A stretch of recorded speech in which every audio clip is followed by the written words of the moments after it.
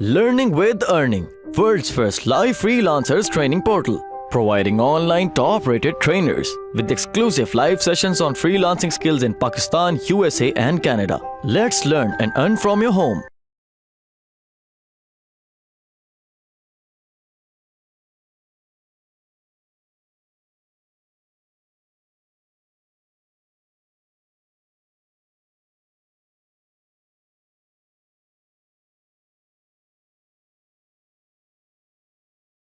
Content of course ये बहुत ज़्यादा इम्पोर्टेंट होता है और मतलब आपने रीडर पे वो इफेक्ट जो आप डालना चाहते हो वो पड़ेगा या नहीं पड़ेगा, आपको इस चीज़ को देखना है, इस चीज़ को माइंड में रखना है इस स्टेज पे आके जब आपने लिख लिया है। हर राइटिंग की एक ऑडियंस होती है, बिल्कुल होती है। आप जैसे मैंने आपको बताया, अब आप समझे कि आप पर्सनल हाइजीन का टॉपिक लिख रहे हैं, किसी के लिए लिख रहे हैं, और या आप समझ लें आप किसी डॉक्टर के लिए लिख रहे हैं जो किसी भी मतलब पेशेंट को बता रहा है कि भाई पर्सनल हाइजीन है, आप हमारे से आकर टिप्स ले सकते हैं, फर्ज कर लें, ठीक है।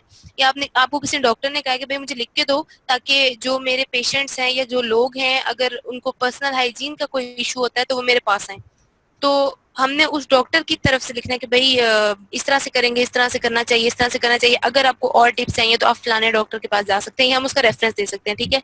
लेकिन हमने इस तरह से लिखना है कि वो पढ़ें और कहें कि बस हमें इस डॉक्टर के पास जाना चाहिए।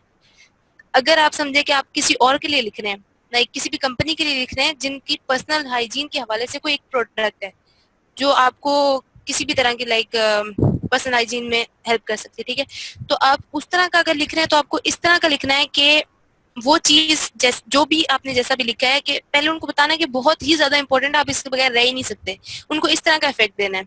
एंड देन उसके बाद उनको इस तरह का इफेक्ट देना है कि वो फौरन से उस चीज को, जो भी प्रोडक्ट है उसको खरीद लें या सोचें उसको कि अब हमें खरीदनी चाहिए, किसी भी स्टेज पे हमें इस प्रोडक्ट की जरूरत पड़ सकती है, ठीक है। ये अब हमारी ऑडियंस हो गई है दोनों तरह से अगर आप सोचें तो। फिर आपने रीडर बन के सोचना है। देन अगर आप रीडर बन के सोचते हो तो फिर आपको समझ आ जाएगी भाई इस तरह से है सीन।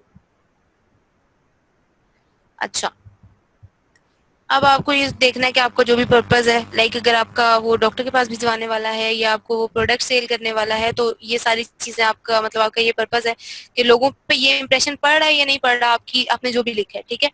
और आपके इंपॉर्टेंट पॉइंट्स जो भी है वो आपने सारे यूज कर लिए, वहाँ पे आपके सारे पॉइंट्स क्लियर हैं। देन जो मतलब एक होता है ना कि एक 15 सेकेंड्स होते हैं बंदे के पास कि वो आपका आर्टिकल आगे पढ़े कि ना पढ़े, लेकिन आपने शुरू में तो बहुत अच्छा लिखा लेकिन एंड तक आते आते अगर फर्ज करें ये तो 500 वर्ड्स का छोटा सा आर्टिकल था, अगर आपको 2500 वर्ड्स का लिखना पड़े तो आप ऐसा कैसे लिखें, कैसे उसको एंगेज रखें रीडर को कि वो एंड तक पढ़े उसे। तो ये तो नहीं है कि बीच में आके आपने कुछ ऐसा लिख दिया है जो रीडर को डिस्ट्रैक्ट कर रहा है कि भाई आपने अब आगे बस वो कहे बोर हो गया हूँ अब और नहीं पढ़ सकता मैं, तो वो छोड़ दे बीच में। तो आपका जो मकसद है वो बीच में ही रह जाएगा, ठीक है। तो आपके जो भी अपने आइडिया सोचे हुए हैं वो एक्सप्लेन है, ये सारी चीजें आपने इवेल्युएशन की स्टेज पे आके सोचनी है, ठीक है। देन आपने जो भी डाटा डाला है उसके अंदर, ठीक है, और एग्जाम्पल्स या कोड्स, ये सारी चीजें आपने जो भी डाली हैं ये एक्यूरेट है, लाइक आपको खुद कंफ्यूजन है जिस बात में, वो आपने इसमें नहीं डालनी। लाइक आपको कंफ्यूजन है कि भाई ये चीज ठीक होती है या नहीं होती, तो फिर आपको नहीं यार ठीक है मैं डाल देता हूँ, ये चीज नहीं करनी, क्योंकि आपको खुद एक चीज क्लियर नहीं है तो आप किसी और को, क्योंकि आपकी एक चीज जो है वो बहुत ढेर सारे लोग पढ़ेंगे, तो उनमें से एक किसी को तो पता होगा ना ये चीज ठीक है या नहीं ठीक है, आपको नहीं पता। और दूसरी बात ये कि आपकी जो भी ऑडियंस होती है या जो भी जिसके लिए भी आप काम कर रहे हो उसको नहीं पता होगा कि भाई आप लाइक इंटरमीडिएट हो या आप बहुत ही प्रो राइटर हो। वो कैसे पता चलेगा उसे, वो इस तरह नहीं कि आप उसको अपनी डिग्रीज दिखाओगे, वो इस तरह पता चलेगा कि आप लिखते कैसा हो। तो इसलिए आप लोगों ने लिखना ऐसा है कि उसको लगे कि भाई बंदा बहुत कमाल का, बहुत अच्छा लिख लेता है, ठीक है। और आपकी टोन मैटर करती है कि आप किस टोन में लिख रहे हो। वही बात है कि ऑफेंसिव नहीं होना चाहिए, कुछ भी आपने ऐसी बात नहीं लिखनी जो किसी के लिए भी ऑफेंसिव हो, और कोई भी चीज़ आप जिसके बारे में श्योर नहीं हो वो आपने यूज़ नहीं करनी। और लेंथ वगैरह तो खैर हमें जिसने भी लिखवाना होता है वो बताते हैं कि आप किस तरह का मतलब कितने वर्ड्स का आर्टिकल लिखोगे, खैर। अच्छा, उसके बाद ये है कि बेशम आपके असाइनमेंट क्यों नहीं आए, आप मुझे ये तो बताएं पहले, मुझे ये आपकी असाइनमेंट मिली क्यों नहीं है। ये सवाल तो आपको कल करना चाहिए था ना, ताकि मैं आपको बताती हूँ और आज आप मुझे असाइनमेंट सबमिट करवाते। अच्छा खैर, ये है कि आप बिल्कुल रिसर्च करके लिख सकते हैं। आप उस चीज को पढ़ के उससे आइडिया ले सकते हैं, लेकिन मतलब ये नहीं है कि आप बैठ जाएं अलग से और मतलब आप सोचने लग जाएं कि भाई मैं ये चीज कैसे आएगी।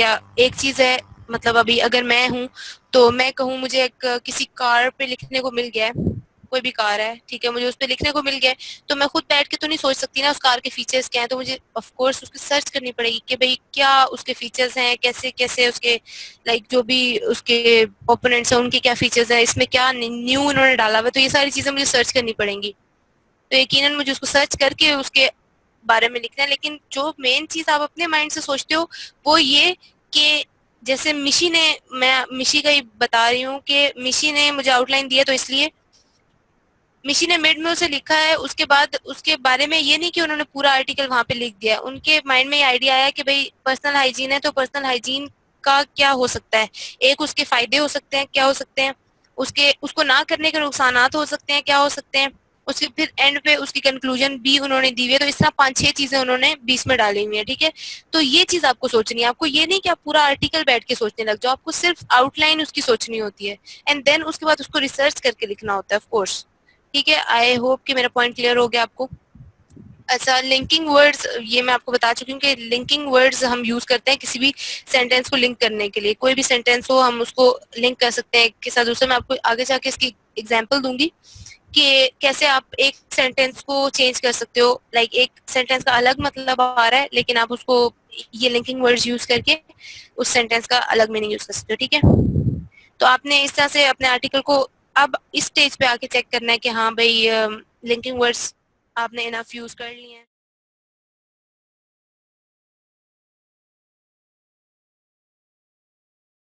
उम्मीद करती हूँ स्टूडेंट्स आपको आज का टॉपिक भी समझ आया होगा।